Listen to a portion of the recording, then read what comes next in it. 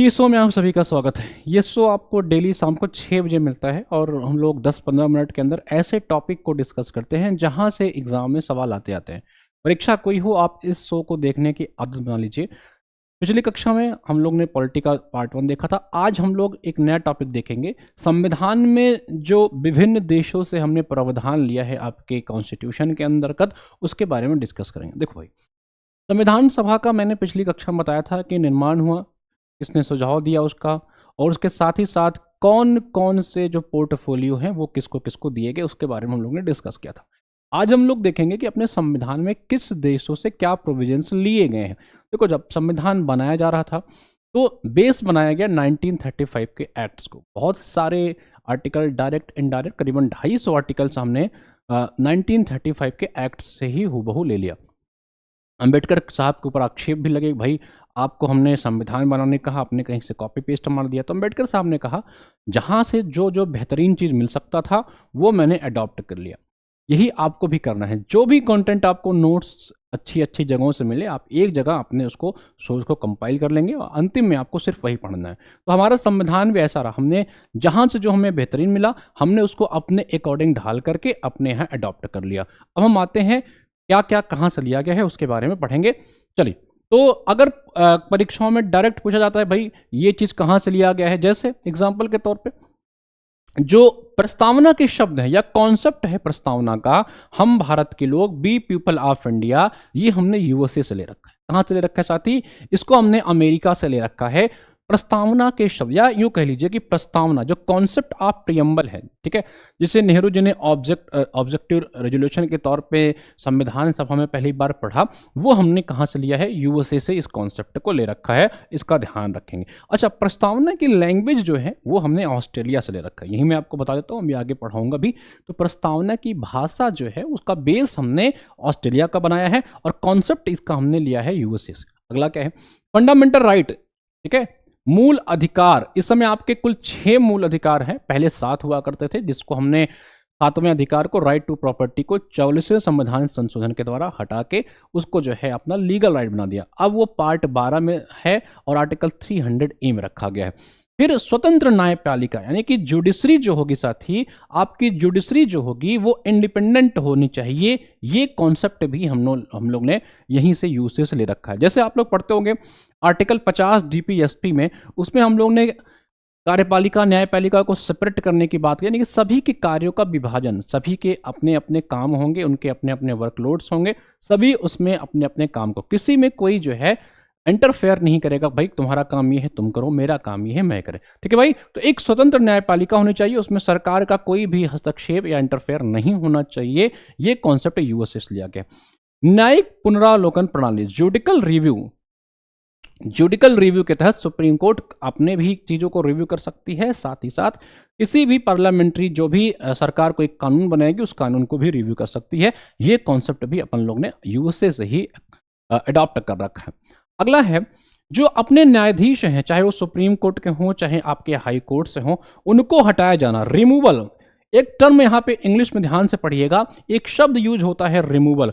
तो अगर बात में हम लोग करें कोर्ट्स के जजे की, चाहे वो हाई कोर्ट के जज हों चाहे सुप्रीम कोर्ट के जज हों, इनके रिमूवल किया जाता है साथी, ठीक है। हिंदी में तो आप केवल पढ़ोगे पद से हटाया जाना, लेकिन इन पे हम लोग करते हैं रिमूवल। तो ये जो रिमूवल का प्रोसेस है सुप्रीम कोर्ट हाई कोर्ट के जजेस का, ये कॉन्सेप्ट भी यूएसए से अडॉप्टेबल है। राष्ट्रपति के ऊपर महाभियोग, this is a very important point you should learn, कि राष्ट्रपति के ऊपर हम लोग जो महाभियोग चलाते हैं, इंपीचमेंट चलाते हैं, उसका कॉन्सेप्ट भी हम लोग ने ले रखा है आपके कहां से? यूएसए से। आर्टिकल 61 के तहत इस पे इंपीचमेंट होता है, जिसमें मेंबर ऑफ पार्लियामेंट पार्टिसिपेट करते हैं, वो आपके इलेक्टेड भी होते हैं और वो आपके नॉमिनेटेड भी होते हैं। ये ध्यान रखेंगे, ये कॉन्सेप्ट अपन का यूएसए से लिया गया है। उपराष्ट्रपति का पद और पीआईएल के बारे में आप लोग जानते हो।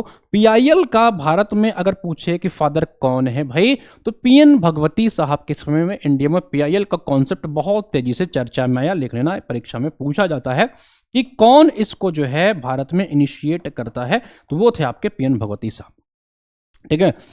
तो पीआईएल का जो कॉन्सेप्ट है, जनहित याचिका का जो कॉन्सेप्ट है, ये भी अपन लोग ने कहां से ले रखा है? ये भी हमने यूएसए से अडॉप्ट कर रखा है। वाइस प्रेसिडेंट का पोस्ट भारत में जो होता है, जो आपके वाइस प्रेसिडेंट क्या होते हैं भाई, ये राज्यसभा के सभापति भी होते हैं, ठीक है। तो इसका जो पोस्ट है ये भी हमने यूएसए से अडॉप्ट कर रखा है, ठीक है।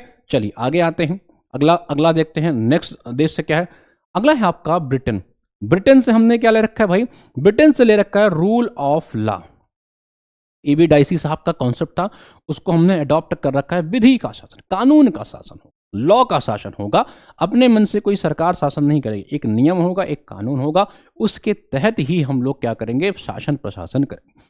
पार्लियामेंट्री सिस्टम जैसा आपके यहाँ चल रहा है भाई, कि भैया एक चुनी हुई सरकार आएगी, मेजॉरिटी गवर्नमेंट आएगी। तो ये जो पार्लियामेंट्री सिस्टम प्रणाली है भारत ने जो अडॉप्ट कर रखा है, ये ब्रिटेन से कर रखा है, क्योंकि अपने यहाँ ब्रिटेन का ही शासन था, तो इससे हमने यही अपने यहाँ ये चीज़ों को सीख रखा था, तो वही हमने हूबहू अडॉप्ट कर लिया। Single citizenship, very important concept, ठीक है। भारत में सिंगल सिटीजनशिप है, यानी कि इंडिया का कॉन्स्टिट्यूशन कहता है कि भाई अगर आप इंडिया को हो तो इंडिया के साथ रहो, अगर भारत के नागरिक तो भारत के नागरिक रहो। आर्टिकल 9 में एक बात आती है, अगर आपने किसी और देश की सिटीजनशिप ले ली, देन आप इंडिया का सिटीजनशिप लूज कर दोगे, यानी कि भारत की नागरिकता आपसे छीन जाएगी। नागरिकता लेने के 5 तरीके हैं और 3 तरीके से नागरिकता आपकी समाप्त भी की जा सकती है, इस बात का भी ध्यान रखेंगे। अभी हम लोग इस पॉइंट्स को भी पढ़ेंगे आगे, तो वहां पर डिस्कस करेंगे डिटेल में।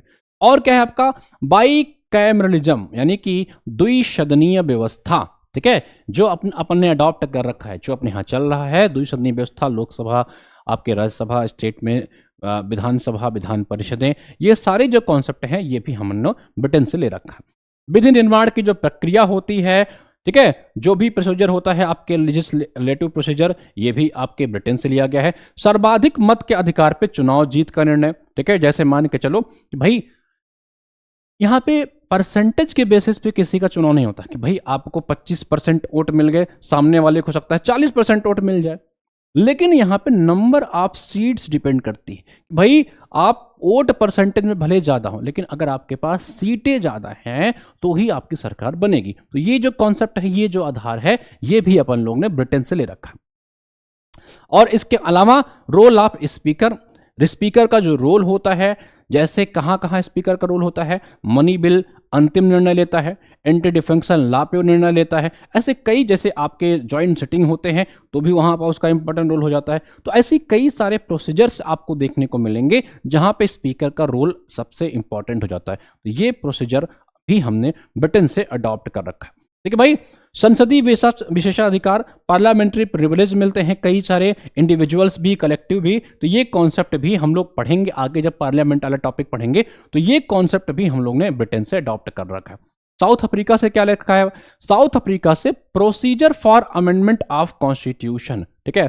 अगर आपको संविधान के अंदर संशोधन करना है, आर्टिकल 368 के तहत हम लोग करते हैं, ठीक है, तो आप क्या करोगे भाई, ये जो प्रोसीजर है ना, ये प्रोसीजर हमने साउथ अफ्रीका से सीख करके अपने यहाँ अडॉप्ट किया है। फिर मैंने आपसे क्या कहा, अलग अलग देशों से चीजें हमने सीखी, फिर उसको अपनी सुविधा अनुसार हमने अपने यहाँ अडॉप्ट कर लिया। लाइक आपने कोई नोट्स पढ़ा, कोई किताब पढ़ा, अब आपने उसे अपने शब्दों में अपने शॉर्ट नोट्स बना लिए। तो ये होता है कि किसी चीज से आपने देखा, सीखा, आपको अच्छा लगा, आपने अपने शब्दों में उसको लिख लिया। यही है आपके procedure for amendment of constitution. Election of member of Rajya Sabha, Rajya Sabha के मेंबर का जो इलेक्शन होता है, ये भी साउथ अफ्रीका से ही कॉन्सेप्ट लिया गया है। अब बताओ कितने साल पे इसके हर मेंबर रिटायर होते हैं, आपको कमेंट करके बताना कितने मेंबर और कितने साल पे रिटायर होते हैं, ये कमेंट बॉक्स में आपको बताना। एक बात मैं आपको बता दूं, कभी कभी पूछता है, यहाँ पे इलेक्शन की बात चल रही है, नॉमिनेशन की बात नहीं चल रही, ठीक है। राष्ट्रपति 12 लोग को नॉमिनेट करता है, वो कॉन्सेप्ट अलग है, वो अभी और किसी और देश से ले रखे हैं। यहाँ पे इलेक्शन की बात चल रही है, तो इलेक्शन जो होता है ये प्रोसीजर साउथ अफ्रीका से।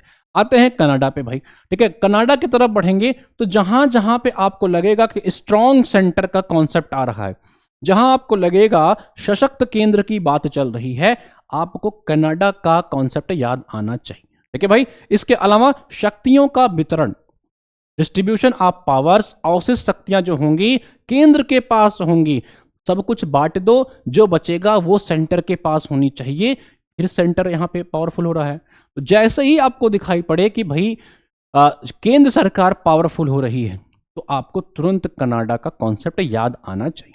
राज्यपाल की नियुक्ति की जाती है, क्यों की जाती है, ताकि आपके जो स्टेट हैं उन पे हम लोग अंकुश रख सके। भाई हाँ, तो कोई काम कर रहे हो तो राज्यपाल हमको तुरंत सूचित कर देगा कि फलाना स्टेट भाई ये काम गड़बड़ कर रहा है, देख लो।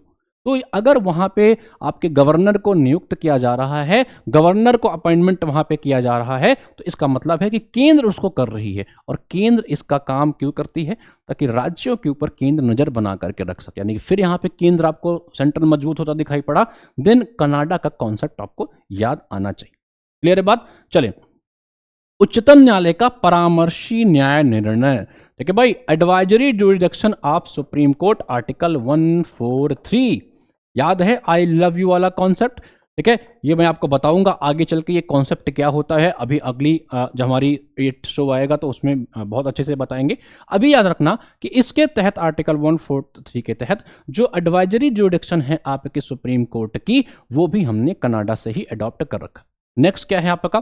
फेडरल फीचर, संघात्मक जो व्यवस्थाएं हैं ये आपके भी, ये सब भी आपके कनाडा से ली गई हैं। आते हैं ऑस्ट्रेलिया के। भाई ऑस्ट्रेलिया से हमने ले रखा है साथी कंकरेंट लिस्ट। ठीक है भाई, कंकरेंट लिस्ट जैसे मान के चलिए यूनियन लिस्ट है, जहां यूनियन सरकार आपके नियम कानून बनाएगी। स्टेट लिस्ट है, स्टेट बनाएगी। लेकिन ऐसे कई मुद्दे हैं जिसपे दोनों अपने अपने नियम कानून बना सकते हैं। ये कॉन्सेप्ट अपन ने कहां से ले रखा है? ऑस्ट्रेलिया से ले रखा है। ठीक है भाई, freedom of trade, commerce and intercourse, यानी कि आपको जो है व्यापार, वाणिज्य, समागम की स्वतंत्रता प्राप्त की गई है। ये कॉन्सेप्ट भी हमने ऑस्ट्रेलिया से ले रखा है। Joint setting, very very important, अक्सर आ जाता है आर्टिकल 108 के तहत। ठीक है, तो हम 8 हैं, ये ध्यान रखेंगे। ये कॉन्सेप्ट भी हमने कहां ले रखा है? ऑस्ट्रेलिया से ले रखा। ठीक है, ज्वाइंट सेटिंग किस केस में नहीं हो सकता है? ज्वाइंट सेटिंग अमेंडमेंट आर्टिकल 368 में और आर्टिकल 110। अब ये दोनों आर्टिकल क्या हैं आपको कमेंट बॉक्स में लिखना है। इन दोनों केसेस में ज्वाइंट सेटिंग नहीं होती है। जब बात ज्वाइंट सेटिंग की हो रही है तो ध्यान दे लो, भारत में अब तक कुल 3 बार ज्वाइंट सेटिंग हुई है। एक बार डाउरी वाले केस में, बैंकिंग वाले केस में, और एक जो है आपके टेररिज्म से संबंधित केस था। उन तीनों केस में अभी तक 3 बार ज्वाइंट सेटिंग कर रखा। चलिए अब आते हैं अपन लोग, हाँ, लैंग्वेज ऑफ प्रियम्बल। ठीक है, मैंने स्टार्टिंग बता दिया था कि जो आपके प्रियम्बल का कॉन्सेप्ट है ये तो यूसेज ले रखा है, लेकिन प्रियम्बल की लैंग्वेज की बात करें, उसकी भाषा की बात करें, तो वो हमने लिया है ऑस्ट्रेलिया से। तो इसमें कंफ्यूज मत करिएगा, परीक्षाओं में बच्चे अक्सर पूछ लेते, कंफ्यूज हो जाते हैं। पूरा प्रश्न पढ़िएगा कि प्रियम्बल की लैंग्वेज की बात कर रहा है या प्रियम्बल के कॉन्सेप्ट की बात कर रहा है। अगला आते हैं आयरलैंड के ऊपर आते हैं। डीपीएसपी का कॉन्सेप्ट हम लोग ने जो पढ़ रखा है वो हमने आयरलैंड से ले रखा। ठीक है, बैच के अंदर अभी मैंने डीपीएसपी पढ़ाया भी है। मैंने बताया है कि नेचर में ये नॉन जस्टिशिएबल होता है। इस पार्ट में है आपको बताना है। आर्टिकल की बात करूं तो आर्टिकल 36 से लेकर के आर्टिकल 51 तक इसकी चर्चा की जाती है। ठीक है, प्रकृति में गैर न्यायोचित है, नॉन इन्फोर्सेबल है, इसका ध्यान रखें। ठीक है भाई, चलिए राष्ट्रपति की निर्वाचन पद्धति। ठीक है, अभी हमने राष्ट्रपति की फील्डिंग सेट करी थी यूसे के कॉन्सेप्ट के हिसाब से कि कैसे राष्ट्रपति के ऊपर इंपीचमेंट होगा। यहां से हमने राष्ट्रपति को निर्वाचित कैसे किया जाएगा। ठीक है भाई, इलेक्शन कैसे होगा राष्ट्रपति का, उसके बारे में बात करते हैं। कौन कौन पार्टिसिपेट करता है? Member of parliament. ठीक है, ओनली इलेक्टेड, याद रखेंगे, वहां पे इलेक्टेड प्लस नॉमिनेटेड दोनों थे। ठीक है, और यहां पे ओनली इलेक्टेड मेंबर हैं, ये आपको ध्यान रखना है। साथ ही साथ हम स्टेट के असेंबलीज को भी मौका देते हैं। ठीक है, और साथ ही साथ आपके पुडुचेरी और आपके दिल्ली के असेंबली को भी मौका दिया जाता है इलेक्टेड मेंबर को, ये भी ध्यान रखें। ठीक है, यानी कि उनकी फील्डिंग सेट हुई थी यूसे के कॉन्सेप्ट से और उनका इलेक्शन होगा आयरलैंड के कॉन्सेप्ट से। अगला क्या है भैया अपना? मेथड ऑफ इलेक्शन आप किसका, सॉरी हाँ ये तो हो गया अपना। नेक्स्ट क्या है अपना? Nomination of member of Rajya Sabha. देखो अभी हमने बात की थी ऊपर में दक्षिण अफ्रीका में इलेक्शन, यहां हम बात करेंगे नॉमिनेशन। नॉमिनेशन कौन करता है भाई? प्रेसिडेंट करता है 12 लोगों को। ठीक है, एक सवाल अक्सर परीक्षा में पूछ जाता है, पहली अभिनेत्री, पहली एक्ट्रेस कौन थी जिनको राज्यसभा के लिए नॉमिनेट किया गया था? तो यहां पर लिख लेना नरगिस जी, नरगिस दत्त जी थी जिनको पहली बार हमने भेजा था राज्यसभा में। ठीक है भाई, उसके बाद बहुत सारी जयललिता लोग भी आई बाद में, जो तमिलनाडु की चीफ मिनिस्टर भी बनती हैं। तो याद रखेंगे नॉमिनेशन की प्रक्रिया जो है प्रोसेस आयरलैंड से है, इलेक्शन जो था वो साउथ अफ्रीका से था। राष्ट्रपति का इलेक्शन जो है आयरलैंड से है, और राष्ट्रपति का जो आपका राष्ट्रपति का क्या था? मेथड ऑफ इलेक्शन ऑफ, हाँ इलेक्शन जो है आयरलैंड से है, और जो इम्पीचमेंट था वो हमने यूएसए से ले रखा था। आते हैं फ्रांस के ऊपर।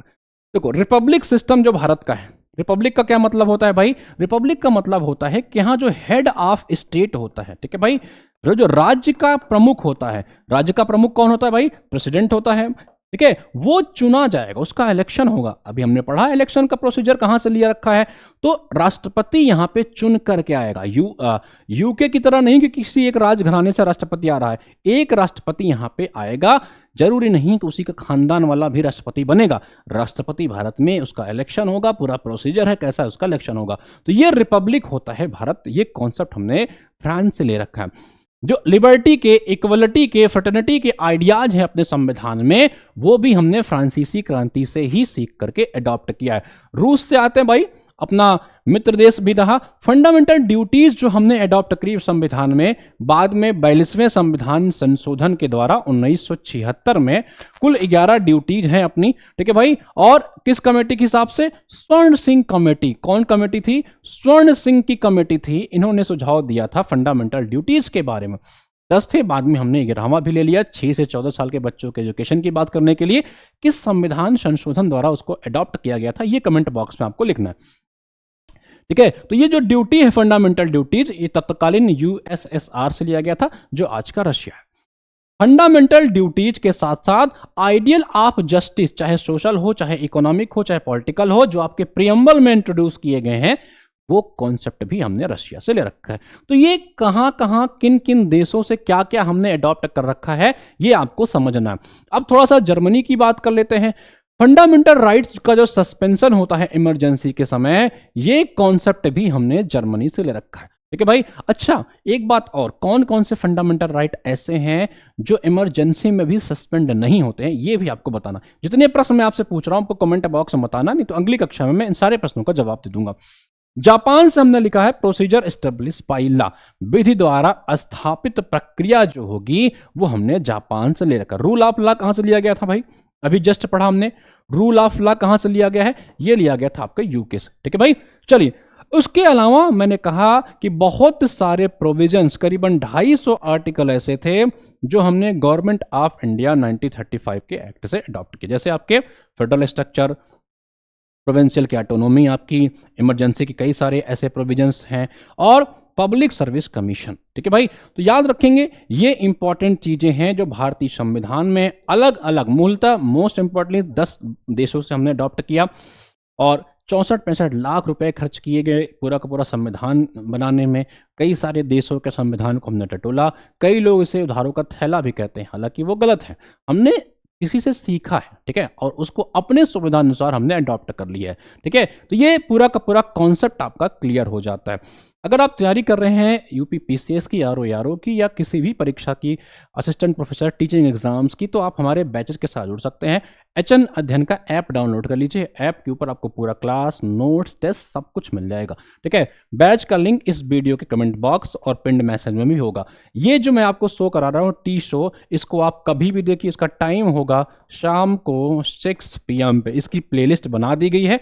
प्लेलिस्ट से आप ऐसे हॉट टॉपिक रिवाइज कर पाओगे जहां परीक्षा में सवाल आते ही आते हैं। मिलते हैं अगले शो में। जय हिंद।